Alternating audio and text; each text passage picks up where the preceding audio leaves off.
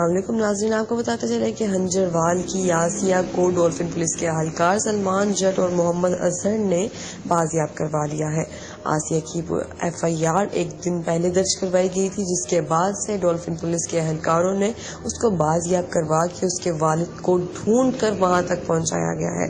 उनके वालिद ने मीडिया से बातचीत करते हुए कहा कि हम डॉल्फिन पुलिस का बहुत शुक्रिया अदा करते हैं, खास तौर पर सलमान जट और मोहम्मद अजहर का, कि उस तरह ने जिस तरह से हमारी बच्ची को ढूंढकर हमारे तक पहुंचाया। इसके साथ आप ये भी देख सकते हैं वीडियो में कि आसिया किस तरह से बिलक बिलक कर रो रही है अपने घर वालों से मिलने के बाद। चलो बस करो, वैसे बातें कर लो।